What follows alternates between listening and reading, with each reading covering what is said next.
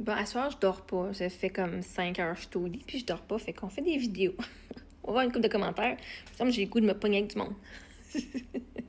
Pas de me pogner, mais de partager des commentaires. Alors ici, on a Jadou Latui. Jadou Latui. Latruie, excuse, Latui, j'ai mal lu. Endeuillé, décaliste, tu t'es réjoui de la mort de ton mari en disant que c'était un signe de la vie qui est mort, car il était pas assez bon pour toi après ta. Fait quoi? T'es allé flamber tout son cash pour après pleurer dans ton char en disant que t'as plus d'argent pour payer une tank de gaz après t'avoir payé des voyages.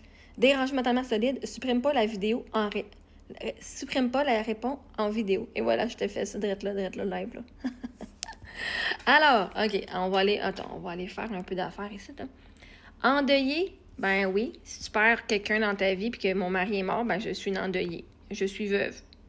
Je vis encore des émotions de deuil. C'est mon 9e Noël, c'est mon mari, puis c'est un peu plus difficile. Je suis contente d'avoir mon ami chez nous. Je me sens un peu moins seule. Décalisse. Bon, non, je décalisse pas. En fait, tu vas me voir de plus en plus. Merveilleux. Si tu peux me voir, tu peux me bloquer aussi en passant.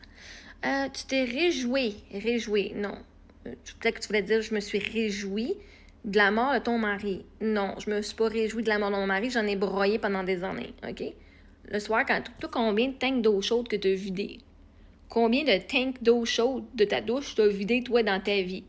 Je te garantis, j'ai vidé en 1 an plus de tanks d'eau chaude que tu l'as fait dans toute ta vie au complet. OK? OK. Sais-tu comment, c'est quoi le feeling que ça fait de tellement pleurer pendant 3 jours d'affilée que tu veux pleurer et tu n'as plus de larmes parce que c'est tout sèche? Est-ce que tu sais comment on se sent dans ce temps-là? Moi, oui. C'est quand mon mari m'avait dit qu'il avait 4% de chance de survivre 5 ans. Ouais. C'était un bon moment à se réjouir, ça. Je viens de savoir que je suis enceinte d'un bébé, de mon 2e bébé. Puis 5 jours après, j'apprends que mon mari a le cancer. Puis 3 mois après, on apprend qu'il reste 4% de chance de survivre 5 ans. Mais quelle chance! Oh my God! C'est cool, moi. Moi, j'imagine, là, ma petite fille de 2 ans, de 1 an, puis mon autre petite fille qui va peut-être naître, il va peut-être même pas la voir, elle, naître. Hey, on était chanceuses qu'ils soient encore en vie pour l'avoir naître puis l'avoir 6 mois. Je te garantis, je me suis pas fucking réjouie. OK? Puis vois-tu ce que mon mari disait? Il disait, j'ai pas le contrôle, j'ai le cancer, j'ai pas le contrôle, je vais peut-être mourir, mais j'ai le contrôle sur mon attitude et je choisis d'être heureux. Fait que, gadon, mon mari était fucking sage, là, OK? Fait que quand il est mort, j'ai fait, j'ai pas le contrôle qui est mort, j'ai pas le contrôle que je suis une veuve, mais j'ai le contrôle sur mon attitude et je choisis d'être heureuse. OK? Être heureuse, ça veut dire que je choisis que peu importe les circonstances, mon bonheur vient de moi et non de la circonstance. Je suis pas heureuse qu'il soit mort. Genre, je ne me réjouis pas de voir du monde mort, moi. Je me réjouis pas de voir du monde souffrir. Mon mari en a souffert un esti de shot. OK? Puis quand je m'ouvre les yeux, il en a souffert. Confirmation. Peut-être. Okay? Il a souffert pendant mon mari. Fait que non, je me réjouis pas de la mort de mon mari. Pas en tout. Est-ce que je me suis réjouie d'avoir eu de l'argent après sa mort? Oui. Mais vois-tu, c'était pas son argent, hein? Tu te joues de la mort de ton mari en disant que c'était un signe de la vie qui est mort. Ben, OK, premièrement, c'était pas un signe de la vie. Ça m'a pris genre un bout de temps d'aller faire du travail de mindset puis de trouver une raison pourquoi il était mort. Parce que moi, j'avais la croyance avant, je disais, tout arrive pour une raison. Et là, quand mon mari est mort à 32 ans, puis que j'avais un bébé de 6 mois dans les bras, puis un bébé de 2 ans et demi, puis que les deux, je les allaitais, puis par moi-même, j'ai dû dire, OK, si tout arrive pour une raison, ben, il va falloir que je trouve une bonne raison à ce que ça soit arrivé. Hein? Regardons ça. La raison est que quand Dieu t'enlève quelque chose, il t'amène quelque chose de meilleur. Puis vois-tu, qu'est-ce que j'ai eu de meilleur? L'amour de soi. Je m'aimais même pas. Je me suis rendu compte avec les années, quand j'étais honnête avec moi, je fais, OK, autant je l'aimais mon mari, j'aimais ma relation, c'était une super belle relation, stable, tout était parfait, comme. Mais c'était pas parfait. Parce que des fois, je parlais puis je me faisais pas écouter. Je me sentais pas vue, je me sentais pas appréciée à ma juste valeur. OK? Toute l'énergie que moi je mettais sur mon couple, je recevais pas autant. Puis j'ai le droit d'avoir été déçue. Hein? Je veux dire, toi, t'es pas déçu dans ton couple? Fait que moi, parce qu'il est mort, j'ai plus le droit de dire où est-ce que j'avais des déceptions. Fait que non, je me suis pas réjouie. Par contre, j'ai dit, moi, je suis une personne très loyale. J'ai abandonné mes besoins et mes désirs pour être avec lui. Parce que lui, ses besoins et ses désirs à lui étaient plus importants. Puis ben moi, je voulais être avec mon mari. Puis moi, avoir une famille stable, c'était un de mes plus gros désirs. D'avoir un noyau familial comme, yeah. Puis quand il est décédé, ça m'a libéré de bien des choses que je savais pas que je voulais être libérée. OK? Donc, j'ai été me chercher quelque chose pour m'agripper à rester en vie. Fait que tu penses que je me suis réjouie? Non. J'aurais préféré qu'il soit en vie que de faire tout ça. Tu sais, entre mon mari qui serait en vie, vois-tu, s'il serait en vie, il faisait 120 000 par année. Ça fait quoi, 8 ans qu'il est parti? On aurait eu plus de salaire que ce que j'ai eu en héritage, s'il serait encore en vie. Fait que si on parle de cash, mon mari, il valait plus cher en vie qu'en héritage. OK? Fait que non, c'est un signe, je veux dire, s'il était dû pour rester en vie, puis être dans ma vie, puis continuer avec le chemin avec moi puis mes filles, il serait encore là. Fait que s'il est parti, c'est parce que la vie, elle m'a emmené une autre opportunité. Si toi, tu crois pas à Dieu, puis tu crois pas que la vie si tu crois que la vie t'enlève des affaires comme punition, parce que c'est une punition, parce que t'as pas été une bonne personne, bon, ça, c'est ta croyance. Moi, je ne crois pas que mon mari est mort parce qu'il était une mauvaise personne. Je crois pas que mon mari est mort parce que moi, j'étais une mauvaise personne.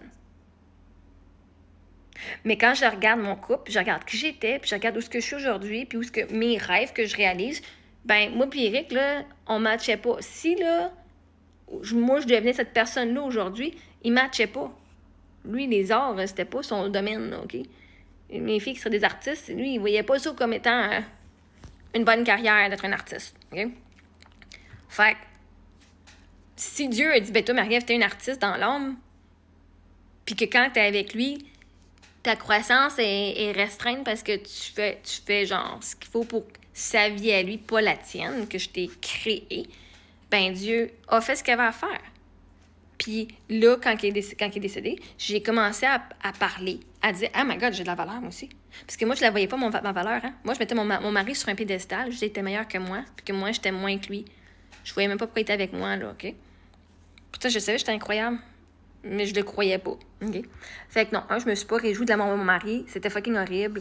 J'en ai même braillé quand j'ai fait ma prière à Dieu, de dire « C'est correct, tu peux le prendre. » Tu t'es déjà demandé à Dieu de dire « OK, mon mari est souffre assez. » il peut partir. Ça a pris 2 semaines avant qu'il parte. Fucking horrible. OK? Fait que premièrement, tu me dois plus de respect que ça. Il était pas assez bon pour toi. Ben, il était assez bon à ce moment-là, hein?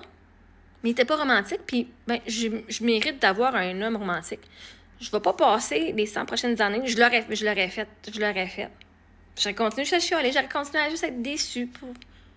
Ah, OK, j'ai pas encore eu cette surprise-là. OK. Ah, ben moi, je continue. OK. Fait que moi, j'aurais continué là-dedans s'il était pas mort. Mais Dieu savait que je m'abandonnais. Fait que Dieu m'a apporté. Parce que vois-tu, dans la vie, tout est neutre. Même la mort de mon mari, c'est neutre.